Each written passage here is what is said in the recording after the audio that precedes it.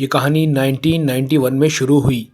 یہ لڑکی جس کی آپ تصویر دیکھ رہے ہو، یہ وہی لڑکی ہے جو اوئیجا کھیل کی وجہ سے مر گئی۔ اوئیجا ایک ایسا کھیل ہے جو مرے ہوئے لوگوں کی روحوں کو بلانے کے لیے کھیلا جاتا ہے۔ اس کی موت کے 2 سال بعد اس کی وہ تصویریں جو دیوار پر لگی ہوئی تھیں ان میں خود ہی آگ لگ گئی، بغیر کسی وجہ کے اور بغیر آگ کے کسی نشان کے۔ اس فریم پر جس میں تصویر لگی تھی، اور بس یہی نہیں بلکہ اس کے گھر میں بھی ایسے واقعات ہونے لگے جو کوئی بھی برداشت نہ کر سکے۔ یہ کہانی 1991 میں شروع ہوئی۔ یہ واقعہ اسپین کے شہر میڈرڈ میں پیش آیا۔ یہاں ایک عام سا علاقہ تھا جس کا نام والیکاس تھا۔ یہ علاقہ تاریخی طور پر کسی بھی عجیب یا ڈراؤنی کہانی کے لیے مشہور نہیں تھا۔ یہ ایک بالکل نارمل علاقہ تھا۔ وہاں اسٹریٹ نمبر 8 میں ایک سادہ سی فیملی رہتی جس میں ماں، باپ اور بچے شامل تھے، اور انہی بچوں میں ایک 9 عمر لڑکی تھی جس کا نام اسٹیفنیا تھا۔ اس کی عمر تقریباً 18 سال تھی۔ لڑکی بالکل عام تھی، لیکن اس میں ایک عجیب سا تجسس تھا جیسے اس کی عمر کی ہر لڑکی میں ہوتا ہے۔ اسے اوئیجا اور اس طرح کے کھیلوں کے بارے میں جاننے کا شوق تھا۔ وہ اور اس کی سہیلیاں اس حد تک اس میں دلچسپی لیتیں کہ وہ اسکول میں بھی اوئیجا کھیلتی تھیں۔ ایک دن اس نے اور اس کی کلاس کی دوستوں نے فیصلہ کیا کہ وہ اوئیجا کھیلیں گی تاکہ اپنے ایک دوست کی روح سے رابطہ کریں جو موٹر سائیکل کے حادثے میں مر گیا تھا۔ یہ حادثہ ان کی کلاس میں مشہور تھا اور پورا اسکول اس کے بارے میں جانتا تھا۔ اور واقعی انہوں نے اوئیجا بورڈ پر کھیل شروع کیا، اور اچانک اسٹیفنیا کے ساتھ ایک عجیب واقعہ پیش آیا۔ وہ زور زور سے چیخنے لگی، اس کے جسم میں جھٹکے آنے لگے، سب کے سامنے خوفناک منظر بن گیا، اور پھر اچانک وہ دوبارہ نارمل ہو گئی۔ اسکول والوں نے جب یہ منظر دیکھا تو وہ بہت ڈر گئے۔ انہوں نے فوراً اوئیجا بورڈ اپنے ہاتھ میں لیا اور سب کے سامنے توڑ دیا۔ یہ سب کچھ پوری کلاس کے سامنے ہوا اور سب اس کے گواہ تھے۔ اسکول نے انکوائری میں یہ بتایا کہ لڑکی بہت عجیب انداز میں برتاؤ کر رہی تھی۔ اس کی آنکھیں الٹی ہو رہی تھیں، وہ سانس نہیں لے پا رہی تھی، اور اس کی چیخوں کی آوازیں بھی بالکل بدل چکی تھیں۔ یہ سارا واقعہ چند منٹوں میں ہوا، اور اس کے بعد اسٹیفنیا پہلے جیسی نہیں رہی۔ وہ نارمل نہیں رہی، وہ ٹھیک سے سو نہیں پاتی تھی، اس کی نیند بہت کم ہو گئی تھی۔ اس نے اپنے ماں باپ کو بتانا شروع کیا کہ اسے عجیب عجیب سائے نظر آتے ہیں اور وہ ڈراؤنی چیزیں دیکھتی ہے جو اصل میں موجود ہی نہیں ہوتی۔ اس کے مطابق وہ سائے اس کے کمرے میں ہوتے تھے، حرکت نہیں کرتے تھے اور بالکل ساکن رہتے تھے، ایک رکی ہوئی تصویر کی طرح۔ ماں باپ اسے تسلی دیتے اور پرسکون رہنے کی کوشش کرتے، لیکن کچھ وقت بعد اس نے انہیں بتایا کہ وہ چیخنے کی آوازیں سنتی ہے اور کوئی خوفناک آواز میں اسے پکار رہا ہوتا ہے، جبکہ وہاں کوئی موجود نہیں ہوتا۔ شروع میں ماں کو لگا کہ شاید لڑکی کو وہم ہو رہا ہے یا اس پر ذہنی دباؤ ہے، لیکن آہستہ آہستہ لڑکی کا وزن کم ہونے لگا۔ وہ بہت تیزی سے ویٹ کم کرنے لگی اور اس کی آنکھوں کے نیچے بہت گہرے سیاہ حلقے پڑ گئے۔ وہ پہلے کی طرح کھانا بھی نہیں کھاتی تھی، یہاں تک کہ اس کی آواز بھی بدل گئی۔ اس کی ماں بتاتی تھی کہ اس کی آواز پہلے سے کہیں زیادہ بھاری اور سخت ہو گئی تھی، اور ماں یہ بھی کہتی کہ بعض اوقات وہ رات کو سونے سے پہلے اس کی آواز سننے سے بھی ڈرنے لگتی تھیں۔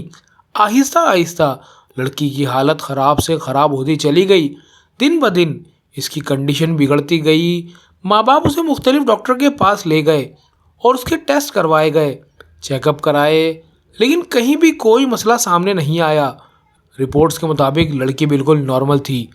اس کے بعد یہ سب 13 جولائی 1991 تک چلتا رہا۔ اسی دن اسٹیفنیا نے اچانک اپنی بہن پر بہت شدید حملہ کر دیا۔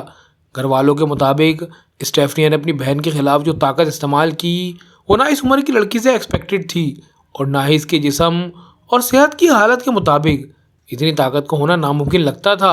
اور اس کے اگلے ہی دن اسٹیفنیا بغیر کسی واضح وجہ کے مر گئی۔ اسے فوراً گریگوریو مرانان ہاسپٹل لے جایا جاتا ہے، جو میڈرڈ کے سب سے بڑے ہاسپٹل میں سے ایک ہے۔ ڈاکٹر اور فورنسک رپورٹ نے بتایا کہ موت کی اصل وجہ واضح نہیں ہے۔ کہا گیا کہ شاید پھیپھڑوں کا کوئی مسئلہ ہو یا سفوکیشن ہو، لیکن ایگزیکٹ ڈائگنوس یا اصل وجہ معلوم نہ ہو سکی۔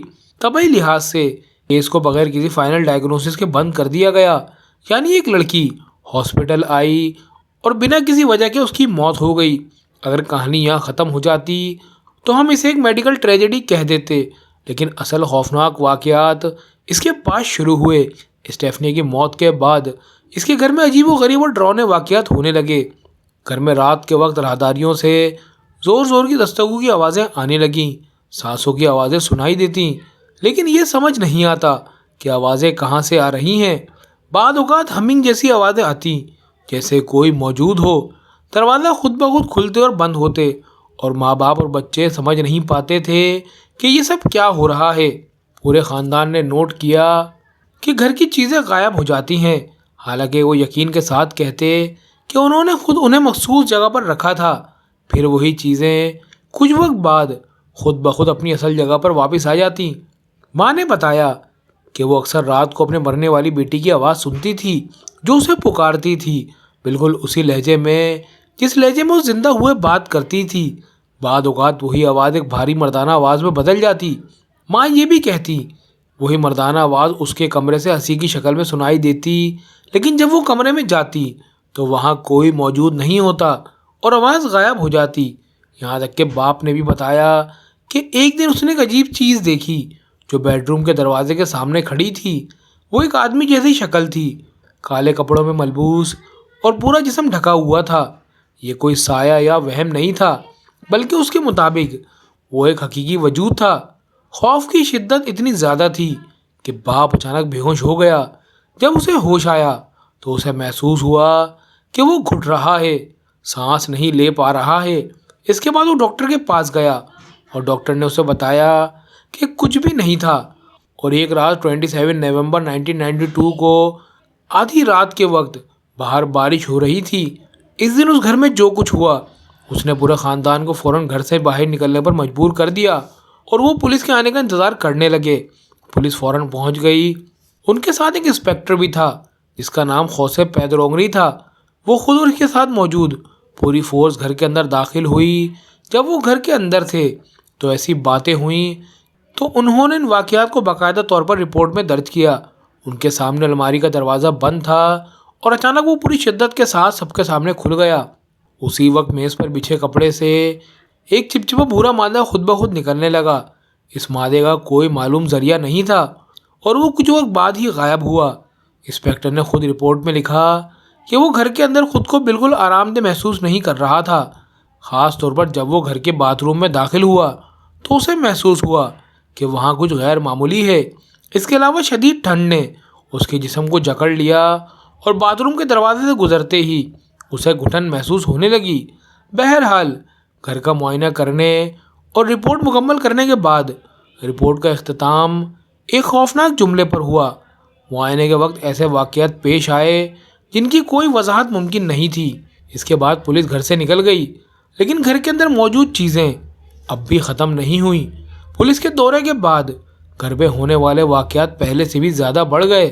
آوازیں زیادہ واضح، زیادہ پریشان کن اور زیادہ خوفناک ہو گئیں۔ حالات اتنے خراب ہو گئے کہ خاندان نے مذہبی افراد کو بلانے کی کوشش کی تاکہ وہ اس مسئلے سے نجات دلوا سکیں، خاص طور پر بیڈ روم میں جہاں باقی گھر کے مقابلے میں کئی گنا زیادہ واقعات ہو رہے تھے، لیکن کوئی بھی ان کی مدد نہ کر سکا۔ یہاں تک کہ ایک مذہبی شخص نے صاف کہہ دیا کہ وہ مزید مدد نہیں کر سکتا۔ ایک سال گزر گیا اور وہ ان حالات کے ساتھ جینے کی کوشش کرتے رہے۔ پھر 1 نومبر 1993 کو اچانک اسٹیفنی کی تصویر جو دیوار پر لگی ہوئی تھی اس میں خود بخود آگ لگ گئی۔ تصویر کے سامنے والا حصہ جل گیا، لیکن فریم کا شیشہ نہ ٹوٹا۔ نہ آگ کے کوئی نشانات تھے اور نہ ہی کوئی اس کے قریب گیا۔ خاندان پاگل ہونے کے قریب تھا۔ صرف تصویر کا چہرہ اندر سے جلا، باقی فریم اور تصویر کا حصہ بالکل صحیح سالم رہا۔ یہاں تک کہ جس دیوار پر تصویر لگی تھی اس پر بھی جلنے یا کالے ہونے کا کوئی نشان نہیں تھا۔ اس کے بعد خاندان مزید برداشت نہ کر سکا۔ انہوں نے فوراً فیصلہ کیا کہ وہ اس گھر میں ایک دن بھی مزید نہیں رہیں گے۔ خوف کی شدت اتنی زیادہ تھی کہ انہوں نے میڈیا سے بات کرنے سے بھی انکار کر دیا، یہاں تک کہ گھر کے اندر موجود اپنا سامان لینے سے بھی انکار کر دیا۔ انہوں نے فیصلہ کیا کہ وہ یہ فلیٹ بیچ دیں گے۔ انہیں یہ گھر اب بالکل نہیں چاہیے تھا۔ اور عجیب بات یہ تھی، جس خاندان نے وہ فلیٹ خریدا ان کے ساتھ وہ سب کچھ بالکل نہیں ہوا جو پچھلے خاندان کے ساتھ ہوتا رہا۔ انہوں نے نہ کسی آواز کی شکایت کی، نہ کسی سائے یا خیالات کے نظر آنے کی، اور نہ ہی کسی غیر معمولی واقعے کی اطلاع دی۔ یہ پورا واقعہ جو میں نے کچھ بتایا ہے سب کچھ سرکاری طور پر ریکارڈ اور ڈاکومنٹس کیا گیا ہے، یہاں تک کہ 2017 میں اس کہانی پر ایک فلم بھی بنائی گئی جس کا نام ویرونیکا تھا۔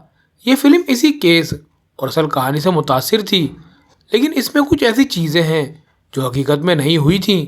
فلم میں مختلف شیاطین اور ایسی بہت سی چیزیں دکھائی گئیں جو اصل واقعے میں شامل نہیں تھیں۔ یہ سب دراصل سینما کا مسالہ تھا۔